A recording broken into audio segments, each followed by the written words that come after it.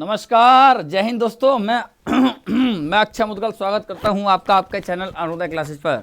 आज हम बात करेंगे दोस्तों भारतीय संविधान राज्य व्यवस्था के भाग 2 की, और जिसका नाम है नागरिकता। और मजे से पढ़ेंगे, बिल्कुल नागरिकता से संबंधित जितने भी क्वेश्चन है चुटकी बजा के कर दोगे। बिल्कुल कैसा ही क्वेश्चन पूछ ले आपसे परीक्षा में, ठीक है। चाहे जीडी हो, यूपी पुलिस हो, चाहे यूपी पीएससी हो, वीडियो हो, जूनियर असिस्टेंट क्लर्क हो, सभी परीक्षाओं में अगर क्वेश्चन आपका आ गया वन एग्जाम में नागरिकता वाले चैप्टर से, तो आप आंखें मीच करके क्वेश्चन को तुरंत सही कर देंगे। चलिए हम शुरुआत करते हैं भारतीय संविधान राज्य व्यवस्था में भाग 2 नागरिकता की। क्या है?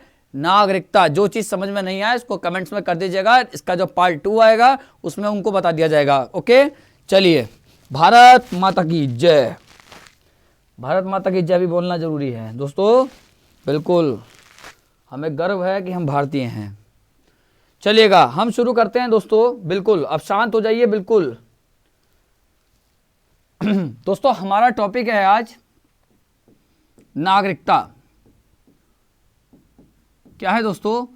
नागरिकता। ठीक है। अगर आप नागरिकता की बात करेंगे कि नागरिकता का अर्थ क्या होता है, तो नागरिकता का अर्थ होता है जब किसी व्यक्ति को उस राज्य की पूर्ण सदस्यता मिल जाती है, वही नागरिक है। किसी व्यक्ति को जब किसी राज्य का अर्थात मतलब यहाँ पर देश की बात हो रही है, अगर उसको उसकी पूर्ण सदस्यता मिल जाए ना, तो वह व्यक्ति कहलाएगा नागरिक। और नागरिक होने के नाते उसको बहुत सारे अधिकार मिलते हैं जो अन्य को नहीं मिलते। तो आपको नागरिक कब माना जाएगा? जब आप उस राज्य या राष्ट्र के पूर्ण सदस्य हैं। दूसरी बात, फिर आपको जब नागरिक बन जाएंगे तो बहुत सारे आपको स्पेशल राइट्स मिलेंगे। आगे बात समझ में? ठीक है। तो नागरिक क्या होता है? नागरिकता क्या होती है?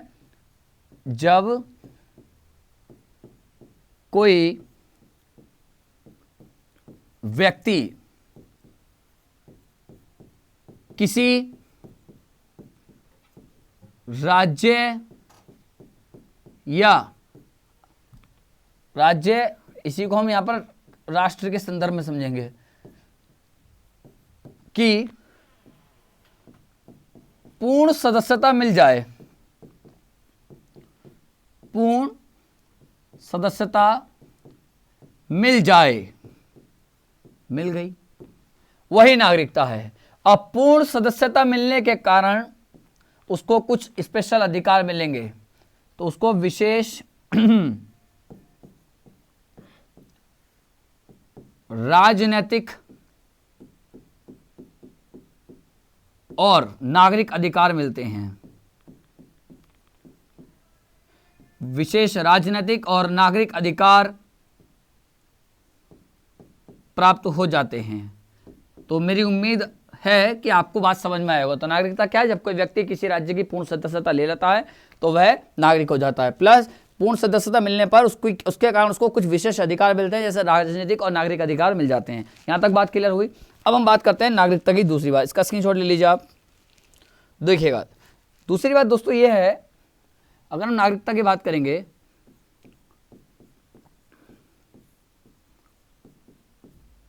तो नागरिकता की अगर हम बात करेंगे ना, तो नागरिकता कैसी है? दोहरी नागरिकता और एकल नागरिकता, इसके दो रूप होते हैं। एक होता है एकल नागरिकता और दूसरा होता है दोहरी नागरिकता। एकल नागरिकता को आप ऐसे समझ के चलिए, क्या? एक राज्य का एक नागरिक। यहां पर राज्य का अर्थ मैं फिर बता रहा हूं, राष्ट्र की बात हो रही है। जब आप राजनीतिक विज्ञान को कभी डिटेल में पढ़ेंगे तो वहां राज्य, राष्ट्र के लिए राज्य ही शब्द यूज होता है। तो एक राज्य एक नागरिक, यह सिद्धांत होता है। ठीक है। इसमें क्या होता है? इसमें दो नागरिकता होती हैं। जैसे राज्य में दो नागरिकता होती हैं। कैसे नागरिकता दो? मतलब राष्ट्र की तो होती है और राष्ट्र का जो घटक होते हैं राज्य, उनकी भी होती है। मतलब हम कह सकते हैं राष्ट्र, उसकी भी नागरिकता होगी, और राष्ट्र के जो इकाइयां हैं, इकाइयां जैसे जिसे हम कहते हैं प्रांत, ऐसे आप समझ लीजिए, प्रांत या राज्य। और राष्ट्र मतलब यहां पर देश। ठीक है। इसका एग्जाम्पल अगर आप देखेंगे, एकल नागरिकता कहां पर है? ब्रिटेन में है। कहां पर है एकल नागरिकता? ब्रिटेन में है। अगर आप बात करेंगे दोहरी नागरिकता की, तो आपको दोहरी नागरिकता मिलेगी यूएसए में, मतलब अमेरिका में, और कहाँ पर मिलेगी, स्विट्जरलैंड में, स्विट्जरलैंड में। तो यहाँ पर आपको दोहरी नागरिकता मिलेगी। तो नागरिकता कैसी होती है, एकल नागरिकता और दोहरी नागरिकता। एकल नागरिकता वो होती है जहाँ पर एक राष्ट्र एक नागरिकता का सिद्धांत हो, और दोहरी नागरिकता वो होती है जहाँ पर राष्ट्र और जो उसके घटक होते हैं, मतलब जो उसके कंपोनेंट्स होते हैं, इकाइयाँ होती हैं, उनकी नागरिकता अलग। अगर हम बात करें भारत के संदर्भ में, ध्यान रखना, समझना इसको, अगर हम बात करें दोस्तों भारत के संदर्भ में, तो भारत में कैसी नागरिकता थी, एकल। लेकिन एक भारत में प्रांत था पहले, या राज्य जिसे हम कह सकते हैं जम्मू कश्मीर। तो जम्मू कश्मीर में थी कैसी नागरिकता थी, दोहरी नागरिकता। तो कहाँ थी, जम्मू कश्मीर में। अब नहीं है, क्योंकि अब वो केंद्र शासित प्रदेश हो गया है, ठीक है। तो कहाँ थी भारत में पहले, दोहरी नागरिकता। तो आप देख सकते हैं इसका एक एग्जाम्पल और, ब्रिटेन तो है ही, तो एकल नागरिकता कहाँ पर और है, भारत में है। तो ये दोनों चीजें क्लियर हो गई। नागरिकता क्या है, एकल नागरिकता, दोहरी नागरिकता। एकल नागरिकता एक राज्य अर्थात राष्ट्र, एक राष्ट्र एक नागरिक का सिद्धांत, जैसे ब्रिटेन और भारत। दोहरी नागरिकता में राष्ट्र और उसके जो घटक होते हैं, जो राज्य होते हैं, उनकी नागरिकता अलग होती है। जैसे आप देखेंगे यूएसए में, तो यूएसए की नागरिकता अलग है, जो उसके राज्य उनकी अलग है। स्विट्जरलैंड में भी ये प्रणाली है। भारत में क्या थी, भारत में थी जम्मू कश्मीर में थी दोहरी नागरिकता की पहले प्रावधान था, अब नहीं है। अब भारत में एकल ही नागरिकता है। भारत में एकल नागरिकता कहां से ली गई है, ब्रिटेन से। अब हम देख लेते हैं, इसका स्क्रीनशॉट ले लीजिए। अब हम देखते हैं नागरिकता से जुड़े हुए कुछ संवैधानिक प्रावधान। जैसे हमारे यहां संविधान में अगर हम बात करेंगे दोस्तों, कहां बात कर रहे हैं, भारत में। तो भारत में कैसी नागरिकता है, तो भारत में कैसी नागरिकता है दोस्तों, भारत में एकल नागरिकता। कैसी नागरिकता है, एकल नागरिकता। दूसरी बात, भारत में कहाँ से ली गई है एकल नागरिकता, आपने देखा होगा संविधान के स्रोत पढ़े हैं, तो भारत में एकल नागरिकता प्रावधान कहाँ से लिया गया है, ब्रिटेन से लिया गया है। सही चमक रहा है, कंप्यूटर में वो देख लेते हैं, ठीक है। तो कहाँ से लिया गया एकल नागरिकता प्रावधान, भारत में ब्रिटेन से लिया गया। तीसरी बात, भारत में जब संविधान बन रहा था, तो जो संविधान सभा थी, कौन, संविधान सभा, तो संविधान सभा में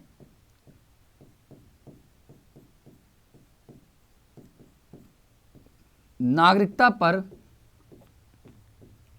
एक समिति बनी थी, तदर्थ समिति।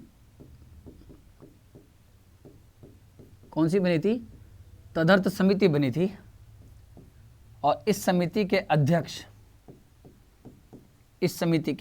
अध्यक्ष कौन थे, एस वरदाचारी। कौन थे, एस वरदाचारी थे। तो कौन थे इसके, एस वरदाचारी थे। यहां पर बात समझ में आया। संविधान सभा में नागरिकता पर तदर्थ समिति बनी थी, उसके अध्यक्ष कौन थे, एस वरदाचारी थे, ठीक है।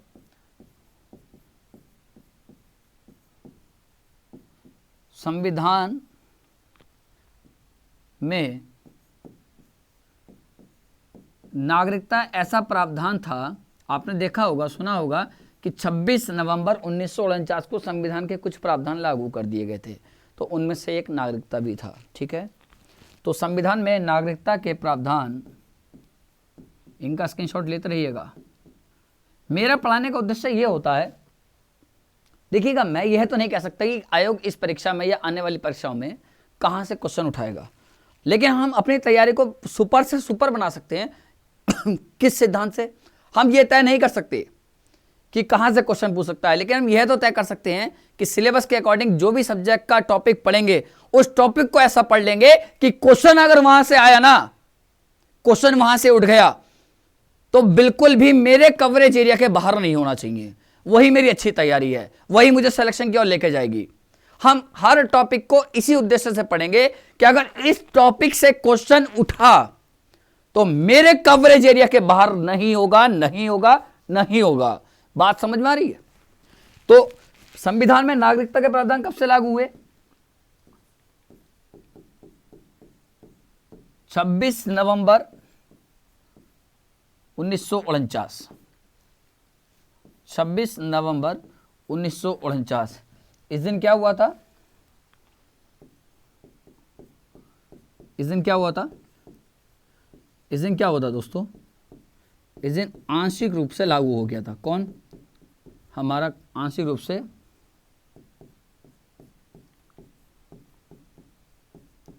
इस दिन संविधान को हमने अपनाया भी था, इस दिन हमारा आंशिक रूप से संविधान लागू हो गया था। तो 26 नवंबर 1949, ठीक है, क्या लिखा है, संविधान में नागरिकता के प्रावधान 26 नवंबर 1949 से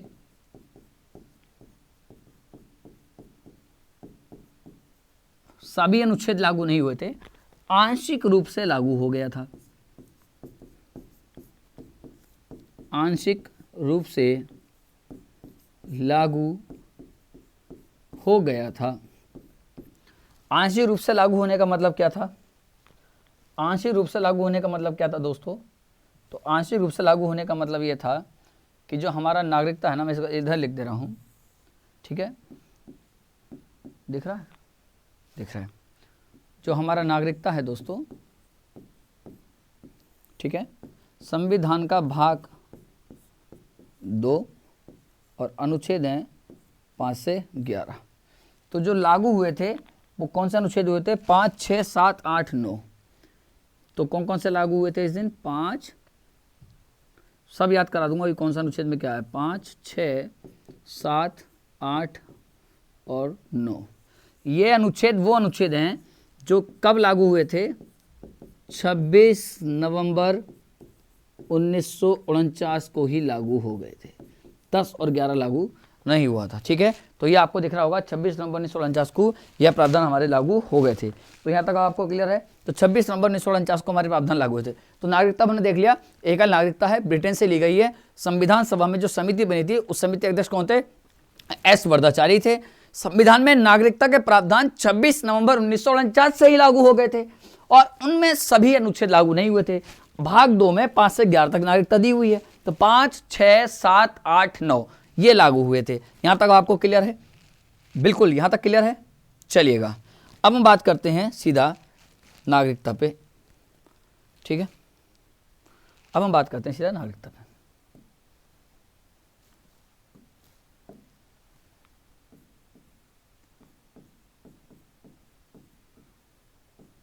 नागरिकता क्या होती है, किसी राज्य की पूर्ण सदस्यता मिलना ही नागरिकता है। अगर अच्छा पूर्ण सदस्यता क्यों, क्योंकि पूर्ण सदस्यता मिलने से आपको बहुत सारे स्पेशल राइट्स मिल जाएंगे, ठीक है। अब हम देखते हैं नागरिकता, ठीक है, यहां मैं लिख दे रहा हूं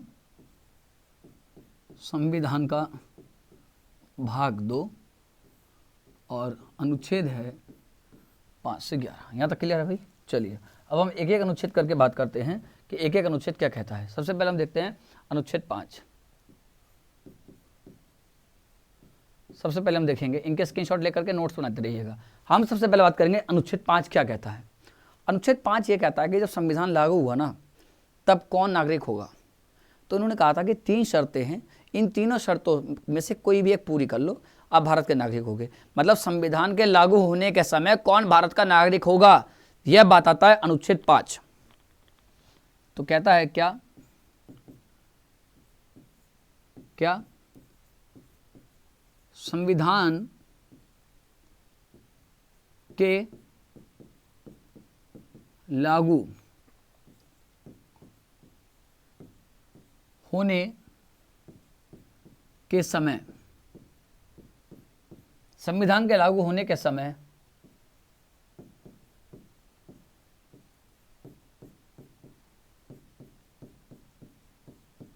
भारत का नागरिक होगा। इनमें शर्तें ज़्यादा चलेंगी, ठीक है।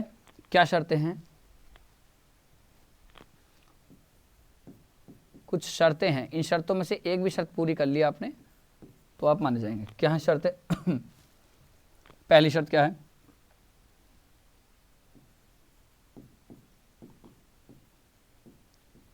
पहली है भारत में जन्मा हो। पहली शर्त क्या है, तो पहली शर्त तो यही है कि उसका जो जन्म हुआ है वो जन्म कहाँ वो भारत में हुआ हो, ठीक है, उसका जन्म कहाँ वो भारत में हुआ। दूसरी बात क्या कहता है कि जो भारत में जन्म हुआ है, दूसरी बात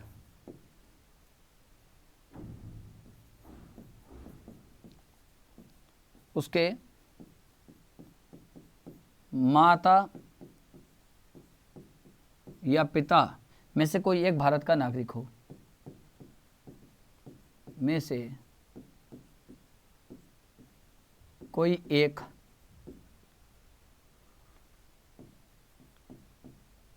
भारत का नागरिक हो, ठीक है, उनमें से कोई एक भारत का, उनके उनके जो माता पिता हैं उनमें से कोई एक किसका हो, उनमें से जो माता पिता हैं उनमें से कोई एक भारत का नागरिक हो। तीसरा, वह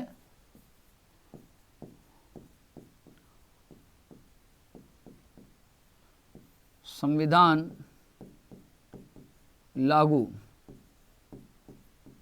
होने के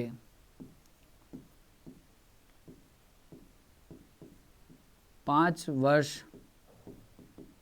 पूर्व से, मतलब पहले 5 वर्ष पहले से भारत में रह रहा हो, भारत में रह रहा हो। तो अनुच्छेद क्या कहता है 5, कि जब संविधान हमारा लागू हुआ उस समय भारत का नागरिक कौन होगा। तो ये क्या कहता है, भारत में जन्मा व्यक्ति भारत का नागरिक होगा। इन तीनों में से कोई भी एक शर्त पूरी करता हो, या तो भारत में जन्मा हो, या उसके माता पिता में से कोई एक भारत का नागरिक हो, या वह संविधान लागू होने से उसके 5 वर्ष पहले से कहाँ रह रहा हो, उसके 5 वर्ष पहले से भारत में रह रहा हो। ये तीनों चीज़ें याद रखना। अनुच्छेद 5 कहता है कि जो संविधान लागू हो उस समय भारत का नागरिक कौन होगा। तो क्या बताया इसने कि संविधान लागू होने से जब होगा तो उन तीनों में से 3 शर्तें हैं, इन तीनों में से कोई एक पूरी करता हो, या तो भारत में जन्मा व्यक्ति हो, उसके बाद माता पिता में से कोई एक भारत का नागरिक हो, और संविधान लागू होने के 5 वर्ष पहले से वो भारत में रह रहा हो। अनुच्छेद 5 क्लियर हो गया आपको। अब देखते हैं हम अनुच्छेद 6। अनुच्छेद 6 क्या कहता है।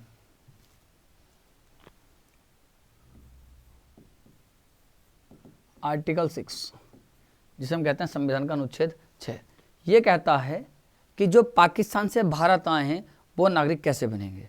तो 26 जनवरी 1950 को या उसके बाद जो पाकिस्तान से भारत आए हैं उनको नागरिकता कैसे मिलेगी, किस बारे में बताता है, ये बताता है अनुच्छेद 6 इस बारे में। कि आप किस बारे में, फिर ध्यान रखो, 6 बताता है कि पाकिस्तान से भारत आए हों उनको नागरिकता कैसे मिलेगी। ठीक है, ठीक है, जो पाकिस्तान से भारत आए हों। तो ये क्या बताता है अनुच्छेद 6, जो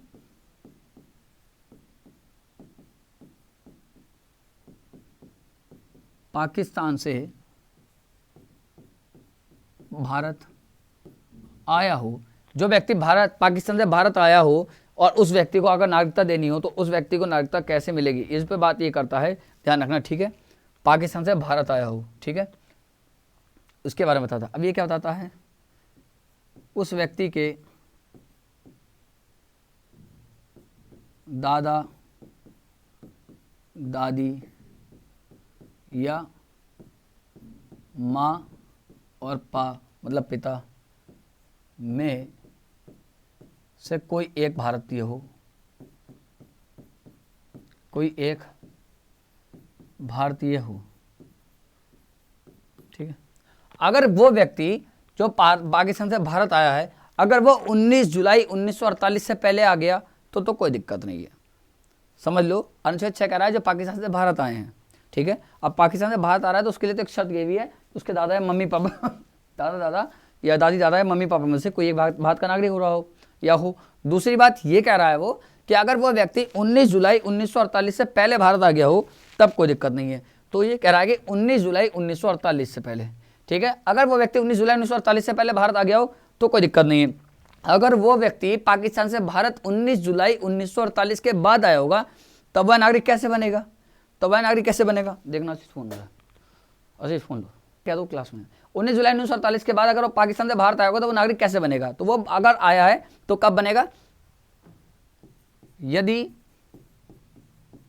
वह व्यक्ति 19 जुलाई 1948 के बाद, बात कर लो भारत, 19 जुलाई 1948 के बाद भारत आया हो तो उसे क्या करना पड़ेगा, तो उसे एक पंजीकरण कराना पड़ेगा और उसके लिए 6 माह उसे भारत में रहना पड़ेगा। ठीक है, तो पंजीकरण करना पड़ेगा, पंजीकरण कराना होगा प्लस 6 माह भारत में रहना होगा। आगे बात समझ में। तो अनुच्छेद 6 कहता है कि जो लोग पाकिस्तान से भारत आए हैं उन लोगों को अगर नागरिकता कैसे मिलेगी, तो उन लोगों को नागरिकता तब मिलेगी जब वह व्यक्ति अगर 19 जुलाई 1948 से पहले से आ गए तो कोई दिक्कत नहीं है। अगर 19 जुलाई 1948 के बाद अगर पाकिस्तान से कोई व्यक्ति भारत में आया है तो उसको नागरिकता तभी मिलेगी जब वह व्यक्ति पंजीकरण कराएगा, और पंजीकरण कराने के बाद उसको 6 माह तो भारत में रहना ही पड़ेगा। यहां तक क्लियर हो गया। तो अनुच्छेद 5 और 6 दोनों क्लियर हो गए। अब बात करते हैं अनुच्छेद 7 की। हम बात करते हैं अनुच्छेद 7 की। आर्टिकल 7 ये क्या कह रहा है? क्या ये उनको नागरिकता की बात करता है जो भारत से पाक मतलब पाकिस्तान, जो भारत से पाकिस्तान चले गए फिर दोबारा भारत आ गए, दोबारा भारत आ गए, ये बात करता है उनको नागरिकता कैसे मिलेगी। तो इसके लिए याद रखना इसके लिए क्या शर्त है? 1 मार्च 1947 के बाद आए व्यक्ति भारत के नागरिक होंगे, परंतु इनको डेट को याद रखना, डेट ही कंफ्यूज कर सकती है पेपर में। पहले वाले में 19 जुलाई 1948 थी या 1 मार्च 1947 है, परंतु उन्हें भी क्या कराना पड़ेगा? पंजीकरण कराना होगा, प्लस पंजीकरण कराने से ठीक पहले 6 माह रहना होगा। पंजीकरण कराना होगा और पंजीकरण के लिए जैसे ही अप्लाई करेंगे, आवेदन करेंगे तो 6 माह पहले रहना होगा, प्लस 6 माह पूर्व से भारत में रह रहा हो, 6 माह पूर्व से भारत में रह रहा हो, ये बात करता है अनुच्छेद 7। तो अनुच्छेद 7 कहता है कि जो भारत से पाकिस्तान चलेगा, पाकिस्तान से दोबारा भारत आए, उनको नागरिकता कैसे मिलेगी। तो 1 मार्च 1947 के बाद अगर कोई ऐसा व्यक्ति है तो उसको पहले भारत में आने के बाद पंजीकरण करना पड़ेगा, 6 माह रहना पड़ेगा, फिर उसको नागरिकता मिल जाएगी। ठीक है। अनुच्छेद 8 दोस्तों, अनुच्छेद 8 क्या कहता है? आर्टिकल 8 ये कहता है कि जो अविभाजित भारत में पैदा हुए हैं, ऐसे व्यक्ति जो अविभाजित भारत में पैदा हुए हैं और उनके दादा, उनके पोते पोता या सॉरी ऐसे समझ के लो कि ऐसे लोग जिनके दादा दादी या मम्मी पापा अविभाजित भारत में पैदा हुए थे और वो बाहर रह रहे हैं, उनको नागरिकता कैसे मिलेगी? मतलब भारतीय मूल के बाहर रहने वाले व्यक्तियों को भारतीय नागरिकता कैसे मिलेगी। ठीक है। तो हम कह सकते हैं सिंपल सा कि विदेश में रह रहे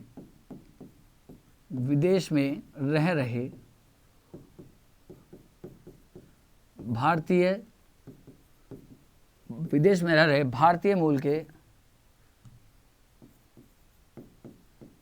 व्यक्ति को नागरिकता प्रदान करना। ठीक है। लेकिन इनके दादा दादी या मम्मी पापा अविभाजित भारत में पैदा हुए हैं, प्रदान करना। आगे बात समझ में। तो ऐसे लोग जो वर्तमान में भारतीय मूल के हैं और विदेश में रह रहे हैं, उनको नागरिकता देता है अनुच्छेद 8। अनुच्छेद 9 क्या कहता है? चलो सही है। आर्टिकल 9 क्या कहता है? आर्टिकल 9 कहता है यदि किसी अन्य देश की नागरिकता प्राप्त करते हैं तो भारतीय नागरिकता स्वतः समाप्त हो जाएगी। भारतीय नागरिकता स्वतः समाप्त हो जाएगी। अगर आप किसी अन्य देश की नागरिकता ले लेते हैं तो भारतीय नागरिकता क्या होगी? स्वतः समाप्त हो जाएगी। तो अनुच्छेद 5 क्या कह रहा था कि संविधान जब संविधान लागू होने के बाद 26 जनवरी 1950 के बाद भारत का नागरिक कौन होगा? या तो वो भारत में जन्मा हो, दूसरी बात उसके माता पिता में से कोई एक भारत का नागरिक हो, प्लस तीसरी बात उन्होंने क्या बताया था, हाँ तीसरी बात कि वो लगभग 5 वर्ष पूर्व से भारत में रह रहा हो, संविधान लागू होने से, मतलब संविधान लागू होने के 5 वर्ष पहले से रह रहा हो। अनुच्छेद 6 कहता है कि जो पाकिस्तान से भारत आ गए हैं उनको नागरिकता कैसे मिलेगी। अगर 19 जुलाई 1948 के बाद आए हैं तो उन्हें 6 माह रहना पड़ेगा, अब पंजीकरण कराना पड़ेगा। आगे बात समझ में।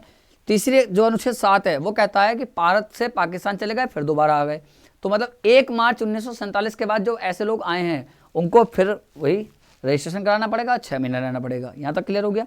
अनुच्छेद 8 क्या बताता है कि ऐसे लोग जो भारत के बाहर जन्म लिए हैं, भारतीय मूल के, ठीक है, जो भारतीय मूल के हैं, विदेशों में रह रहे हैं, उनको भारत में नागरिकता कैसे मिलेगी। अनुच्छेद 9 क्या कहता है कि अगर आप किसी अन्य देश की नागरिकता ले लेते हो तो आपकी नागरिकता समाप्त हो जाएगी। अब अनुच्छेद 10 क्या कहता है, इसको और देख लेते हैं हम। आर्टिकल 10 अनुच्छेद 10 ये कहता है नागरिकता का बने रहना, ठीक है, या नागरिकता के जो अधिकार हैं, जो आपकी नागरिकता है उसका बने रहना, या जो आपको नागरिकता के जरिए अधिकार मिलेंगे, ठीक है, या नागरिकता के रूप में अधिकार। मैं एक बात आपको बताऊं, हमारे मौलिक अधिकार में 12 से 35 तक अनुच्छेद दिए मौलिक अधिकार, जो केवल भारतीय को प्राप्त हैं, केवल भारतीय नागरिकों को। अनुच्छेद 15, अनुच्छेद 16, अनुच्छेद 19, अनुच्छेद 29, अनुच्छेद 30, 15, 16, 19, 29, 30, 15, 16, 19, 29, 30, 15, 16, 19, 29, 30, ये वो अधिकार हैं जो केवल भारतीयों को प्राप्त हैं। बात समझ आ रही है, ठीक है, जो केवल भारत, इन पर विदेशी दावा नहीं ठोक सकते। तो अनुच्छेद 10 हो गया। लास्ट अनुच्छेद है आर्टिकल 11। ये बताता है क्या कि संसद के पास एकाधिकार है। क्या बताता है ये? यह बताता है कि भारत में संसद के पास एकाधिकार है। क्या है? एकाधिकार। एकाधिकार का मतलब होता है जो उसके पास ही हो, केवल अधिकार है। एकाधिकार है, अधिकार नहीं है, लेकिन कैसा अधिकार है? एकाधिकार है। एकाधिकार का मतलब क्या हुआ? तो कैसा एकाधिकार है भाई? कैसा अधिकार है पता तो लगे। तो अनुच्छेद क्या कहता है? संसद के पास एकाधिकार है। किसका एकाधिकार है? विधि बनाने का। किसका? विधि बनाने। विधि का मतलब मैंने बताया है पहली क्लास में, कानून बनाने का। किस पर कानून बनाना है? नागरिकता पर। तो अगर नागरिकता पर कानून बनाना है भविष्य में, तो अनुच्छेद 11 संसद को शक्ति देता है। अनुच्छेद 11 क्या कि इस पर जब भी कानून बनेगा केवल संसद ही बनाएगी। आगे बात समझें। ये हमारे हुए 5 से 11। अब हम थोड़ा सा इसका आगे का देख लेते हैं और इसके पार्ट 2 में बाकी का हम पोर्शन कर लेंगे कवर। देखो, अनुच्छेद 11 ने जो आर्टिकल 11 था दोस्तों, उसने क्या दे दिया? अधिकार दे दिया ना। क्या दे दिया? अधिकार। किसको दे दिया अधिकार? संसद को। किसको दे दिया अधिकार? संसद को। क्या दिया? अधिकार दिया। क्या अधिकार दिया? कानून बनाने का या विधि बनाने का। किस पर? नागरिकता पर। किस पर? नागरिकता पर। जब अधिकार दे दिया तो अधिकार क्या अधिकार है? जब तक कोई अधिकार का प्रयोग ना हो, वह अधिकार तो अधिकार ही नहीं है जिसका प्रयोग ना हो। तो इन अधिकार का प्रयोग, तो ध्यान रखना, सबसे पहले भारत में सबसे पहले 1955 में एक अधिनियम लाए थे हम। पूरा नाम लिखेंगे इसका, 1955 का नागरिक अधिनियम। नागरिक अधिनियम। तो कौन सा अधिनियम है ये? याद रखना, इसी पे अगले वाले में चर्चा करेंगे। 1955 में नागरिक अधिनियम। आ रही बात समझ में? और इस नागरिक अधिनियम में खास बात क्या है, जरूर याद रखना, इसमें 5 प्रकार हैं नागरिकता अर्जन करने के, या नागरिकता, मैं शॉर्ट में लिख रहा हूं, नागरिकता प्राप्त करने के कितने प्रकार हैं? 5। ठीक है, जन्म से, वंश से, पंजीकरण से, या प्राकृतिक या देशीकरण से, और क्षेत्रीय समावेशन से। और अगर नागरिकता को समाप्त करने के कितने कारण हैं? 3। तो कितने हैं? 3 है। तो नागरिकता की समाप्ति, नागरिकता की समाप्ति के हैं 3। कितने हैं? 3। एक तो क्या है? स्वैच्छिक त्याग, आप खुद से त्याग कर दो। फिर क्या है? वंचित। और तीसरा है बर्खास्तगी। इन सब पे बात करेंगे। इस नागरिकता वाले अधिनियम में 6 बार संशोधन हुआ है। सबसे पहला आपने देखा होगा CAA 2019, सुना है? CAA पूरे देश में लेकर के इसको बवाल हुआ है। ठीक है, तो CAA का मतलब पता है क्या होता है दोस्तों? C का मतलब है सिटीजनशिप, नागरिकता। A का मतलब है अमेंडमेंट, संशोधन। ठीक है, और A का मतलब है एक्ट, अधिनियम। तो कितनी बार संशोधन हुआ इसमें? 6 बार। कितनी बार हुआ है? 6 बार। पहला हुआ था 1986 में। दूसरा हुआ था 1992 में, तीसरा हुआ था 2003 में, चौथा हुआ था 2005 में, पांचवा हुआ था 2015 में, और जो छठा हुआ था छठा हुआ था 2019 में। इसको थोड़ा सा हम देख लेंगे क्योंकि भी हाल ही का है, 2-3 साल पुराने का। तो अब हमें पढ़ना है, अगली जो क्लास में हम पढ़ेंगे नागरिकता अधिनियम किस तरीके से देता है, किस तरीके से छीनता है, और इनमें से क्या क्या संशोधन हुए, उनकी काम की बातें हम देख लेंगे। इसमें अगली वीडियो में मैं आपको 1-2 चीज़ें और बताऊंगा। जैसे आपने देखा होगा PIO कार्ड सुना होगा आपने, OCI सुना होगा, OCI overseas citizenship of India, ठीक है। NRI क्या होता है इसके बारे में, तो इन सब चीज़ों के बारे में भी हम अगली क्लास में बात करेंगे। तो अगली क्लास में हम इसके जो एक्ट है इसके बारे में बात कर लेंगे, ठीक है। तो आप इसका ये पार्ट 1 है, दूसरा पार्ट अभी आपको मिल जाएगा कुछ समय बाद ही, आज ये पार्ट मिलेगा, और अगली नेक्स्ट पार्ट में जो मिलेगा आपको वो नागरिकता अधिनियम 1955 और वो कैसे देता है और नागरिकता कैसे छीनता है, इन सब के बारे में बात होगी। और प्लस PIO कार्ड क्या होते हैं, OCI कार्ड क्या होते हैं, और NRI क्या होते हैं, इन सब के बारे में बात कर लेंगे। और जो नागरिकता संशोधन अधिनियम CAA 2019 है, उसमें कुछ शब्द ऐसे थे दोस्तों जो बच्चों को बहुत ज़्यादा कंफ्यूज कर रहे थे। जैसे मैं आपको बताऊं, कुछ शब्द ऐसे थे जो बच्चों को बहुत कंफ्यूज कर रहे थे। जैसे NRC क्या होता है, एक होता है NPR, ये क्या होता है, आरी बात समझे। तो NRC है, NPR है, ये सब क्या होते हैं, नेशनल सिटीजनशिप, NRC जो है नेशनल रजिस्टर ऑफ जो सिटीजनशिप होता है, नेशनल रजिस्टर ऑफ सिटीजनशिप, और NPR नेशनल पॉपुलेशन रजिस्टर जो होता है, ये सब मतलब क्या है। NCR बार बार रिपीट हो रहा है। NCR तो आपको पता है नेशनल कैपिटल रीजन है, राष्ट्रीय राजधानी क्षेत्र, मैं उसकी बात नहीं कर रहा, NRC की बात कर रहा हूँ, ठीक है। थोड़ा कन्फ्यूजन होता है, ठीक है। NCR नहीं है, NRC है। तो NRC क्या है, NPR क्या है, PIO क्या है, person of Indian origin, OCI over citizenship of India क्या है, NRI क्या है, इन सब के बारे में भी हम देख लेंगे। और CAA 2019 देख लेंगे, जिसमें आपको पता है कि 3 देश हैं, अफगानिस्तान, पाकिस्तान और बांग्लादेश। इन तीनों से जो अल्पसंख्यक समुदाय थे उनको छूट दी गई है भारत में नागरिकता प्राप्त करने के लिए। तो हम बात करते हैं अगली क्लास में, ठीक है। चैनल को ज़्यादा से ज़्यादा सब्सक्राइब करें, शेयर करें, लाइक करें, और प्रैक्टिस भी आपको कुछ ही इस वीडियो के डलने के बाद आपको प्रैक्टिस की वीडियो भी मिल जाएगी, ठीक है। अभी आधे 1 घंटे बाद आपको प्रैक्टिस की वीडियो भी मिल जाएगी। धन्यवाद।